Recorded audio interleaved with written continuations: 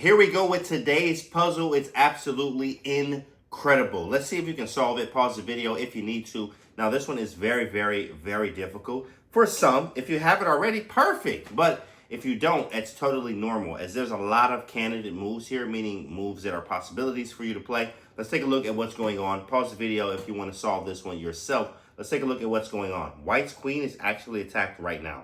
Our queen is being attacked. Black played a move, something like maybe knight to e4. However, this happened, the knight is attacking the queen right now. So if we don't move it, it's going to be captured. But as I tell my students all the time, the best defense is offense. So instead of moving the queen immediately, you first want to find maybe some offensive moves that may work in this position. And I always say, as we said before, if you watch the other videos on puzzles too, we always say consider what you don't consider. So that means moves like queen takes g6, maybe knight h6 check, maybe knight takes g7. But of course, if they don't work, at least you cancel those out, kind of a process of elimination type of ordeal here. It's white to move. What do you think we do in this position? It's white to move. What are you going to do?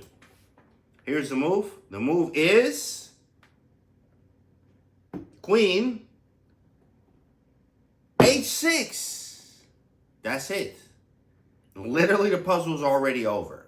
One mover. Queen h6, what a move here. A lot of you probably thought knight h6 check, right? But queen h6 is the strongest move in this position. Let's take a look at why. This is an incredible move here. If pawn takes h6, which is our idea, knight takes h6 is check and mate on the move, because the dark square bishop takes away the escape square of where the black king can go. So after queen h6, not only did we set up the checkmate threat after pawn takes queen, but right now we're actually threatening checkmate right now with queen takes h6 on the board as well. There's like no way for black to even defend this. Queen h6 was a very strong move here. You can do queen takes knight, but the problem is it's a dual mate threat. Queen takes g7 with the bishop defending the queen on the other side of the board here. What a move. Queen h6 is like resigns on the spot because it's a dual mate threat. Queen takes h6 because of, or g7 because of the knight, and also the bishop are both hitting the g7 square here. All three of these pieces are hitting g7. So if you defend it one way, we attack it the other way. I guess you could play a move like maybe queen